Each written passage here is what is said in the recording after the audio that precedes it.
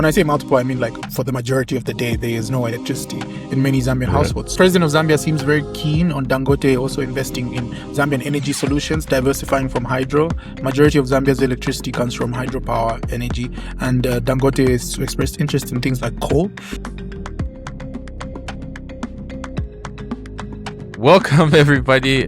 Welcome to the Africa for Dummies podcast, where we keep all things Africa. It's hosted as always by me, Nathan, and my co-host Zenge. In today's episode, it's not really a structured one. It's kind of a weird one because Zenge just texted me and he said, "Yo, Nathan, something weird is going on in Zambia." Okay. And Zenge, would you care to tell us what's going on? There's a lot of international attention coming into Zambia as of late, and it has built up on for a couple of months. But in the last few weeks, we have had a lot of high-level visits from private sector to state type of visits. So Dangote and Tony Elemino, Africa's biggest businessman. Dangote is the richest black man in the world. Tony Elemino owns United Bank of Africa, one of Africa's biggest banks, two Nigerians. Then you also have the President of Israel, Mr. Herzog, who was in Zambia 1 week ago. Then the EU also committed 2.3 billion euros for the Lobito Corridor project, which goes from the Atlantic Ocean in through Angola, DRC, and Zambia.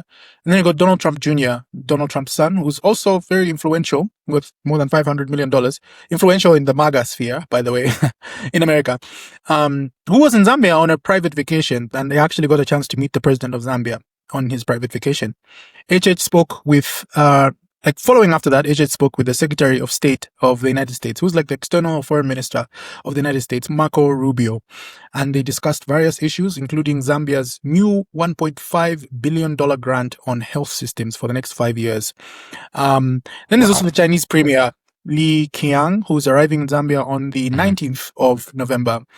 China is is the biggest lender to Zambia, debt-wise. So, big visits. So, this is quite a lot happening, quite an eventful time to be a Zambian right now, right? So let's run through these briefly for all of our listeners. So you said Dangote and Tony Emelu.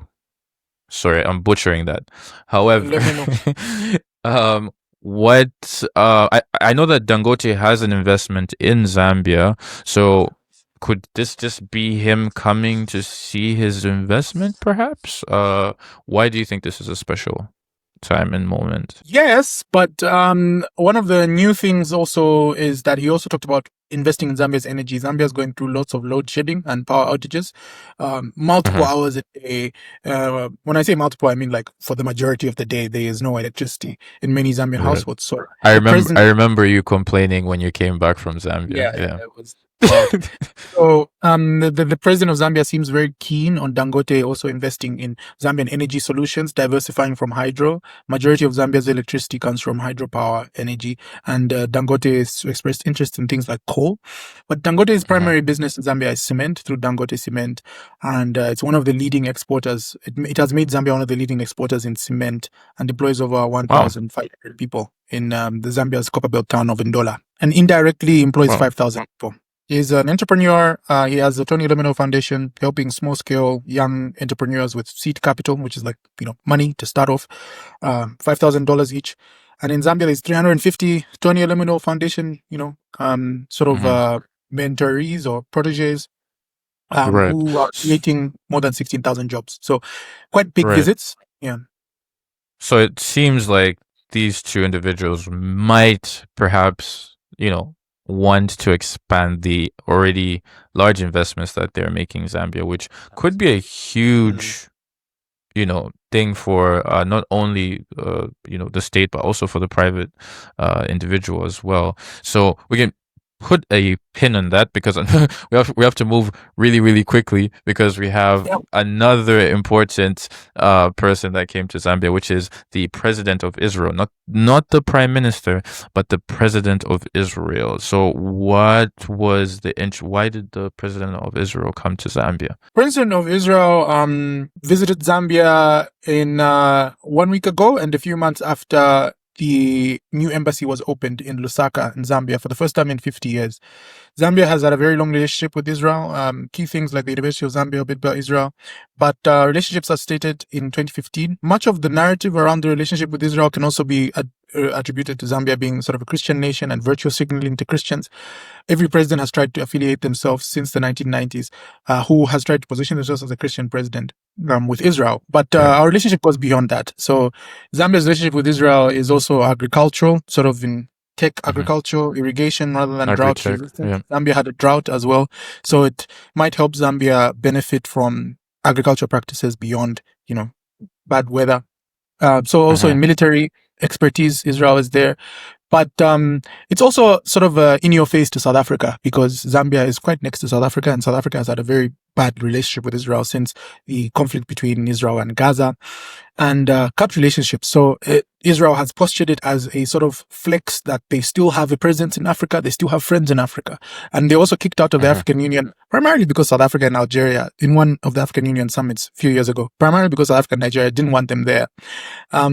What's in it for Zambia? I think Zambia is quite pragmatic in its relationships, so it's not really going to be talking about peace mediation or, although it has voted a lot actually multilaterally in favor of policies that could be interpreted as critical to Israel, but bilaterally the relationship has actually increased. So it's a bit of a contrast between multilateral and bilateral. Okay, so that's quite interesting. Hopefully we haven't ticked off the South Africans too much, but moving on, again, very eventful time right now. Seems like it's almost like Zambia is being wooed. So now going to the EU, right? The EU now announces $2.3 billion into the Lupito corridor, right?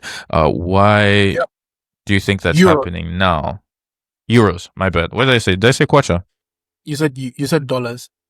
Oh man, pardon me. That's the brainwashing. Sorry. Yeah. So those 2. The over 2 point, did you say 2.5 billion? 2.3 3.3 billion euros is a huge sum, but it's also Europe trying to put their foot in through the massive Global Gateway project, which is sort of Europe's agenda for infrastructure development and being an infrastructure development partner in the developing world, rivaling the Belt and Road Initiative and also America's initiatives. So the Lobito Corridor is key because there's multiple countries. Many people debate it around China and the United States because it goes from mineral-rich regions of the Copper Belt between Zambia and the DRC through Angola, which is also mineral-rich itself, Lobito Corridor into the Atlantic Ocean, which will export things to Europe and the United States, but primarily the United States. Because even on that route, there's, tech billionaires who are also investing in that route, which, copper, cobalt is necessary for AI and technological devices. So Europe wants to put its foot in there and sort of play, I wouldn't say catch up, but it wants to be present, and it also has its own interests in the tech world. Yeah. And also, it's also come at a time when the other major AU summits are happening, like on the 24th of November, where 82 heads of states from the African Union and the European Union, heads of states and heads of government, will be meeting in Angola and Luanda. From my perspective, there seems to be this race in the whole AI development thing. And of course, in order to build these, much more intricate, much more complex systems that have to host these AI applications, I think one needs a lot of the resources in those areas. So I think this is the EU saying, hey, don't leave me behind. I'm still here, by the way. So moving on again to Donald Trump Jr., not Donald Trump himself, but his son, Don Jr. He suddenly has a vacation in Zambia. Now, you don't think that this is a normal vacation, or could it be killing two birds with one stone? Hey, I'm going on vacation, but I also, want to strengthen ties with Zambia. Well, all of this can be analysis and speculation because there's nothing necessarily that came out from it. It's not even on his page that he was in Zambia, at least on his Twitter, his X page, that he was in Zambia. The president of Zambia is the one who actually announced it. And it was very vague, basically just, he's on vacation. I met him, acknowledge our appreciation, and I send my regards to your dad. Basically, that's what the president of Zambia said.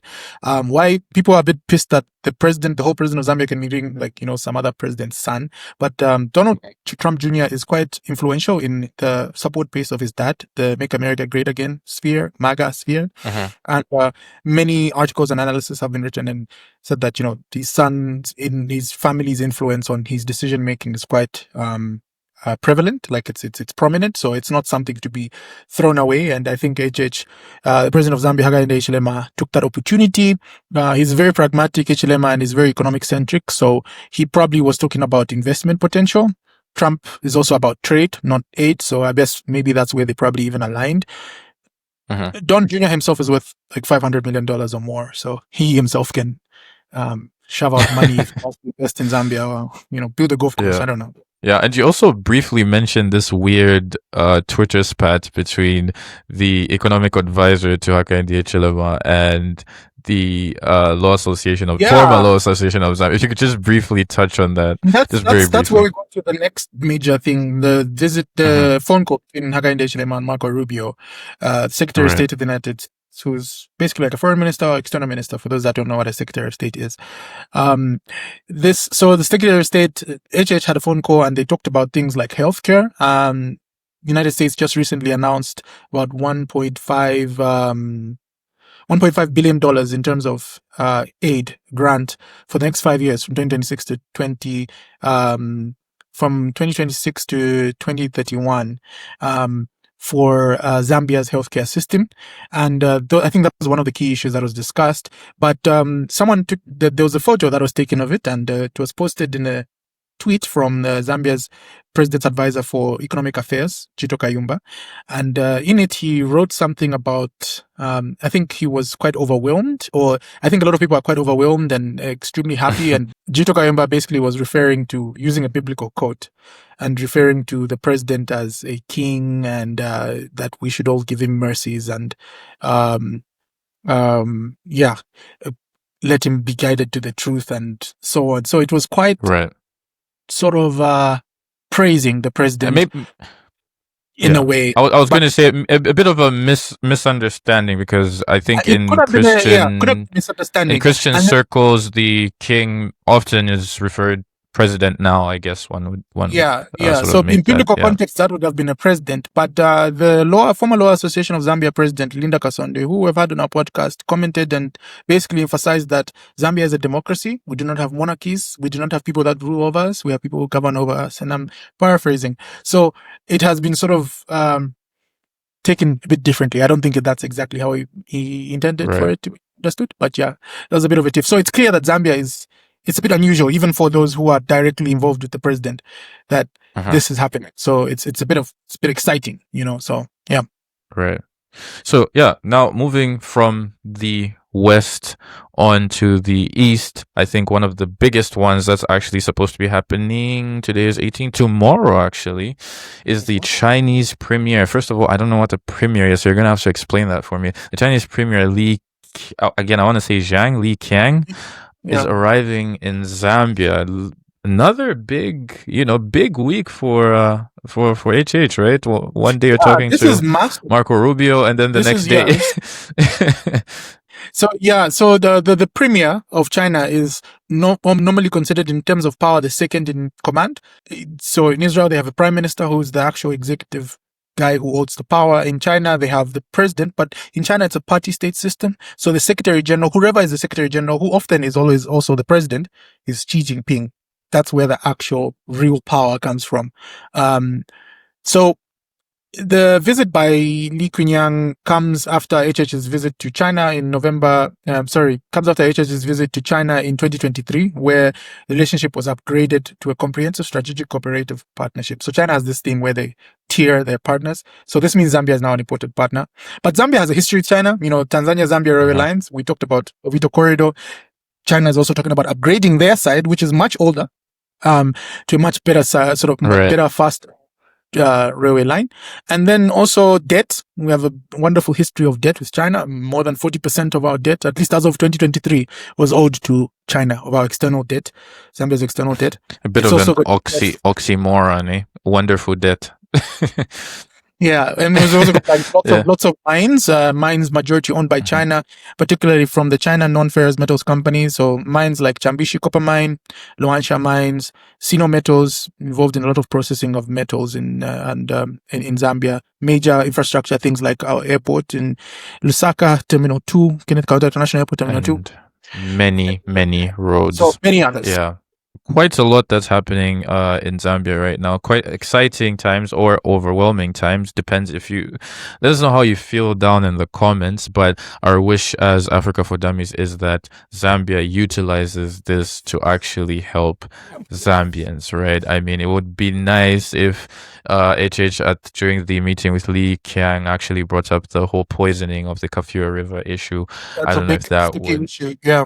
this Yeah. is a very sticky issue, but we'll see if that's going to be put on the table. Now, for those of you who are listening, first of all, please leave a like, subscribe, and follow us on all platforms. But if you really want to dive deeper into this issue, me and Zenge did a full-length podcast where we dive much deeper into every single issue on all podcast platforms. You can also check this out. I don't know if we're going to upload this on the full length one on YouTube, but look out for that as well. And yeah, thank you very much for joining us.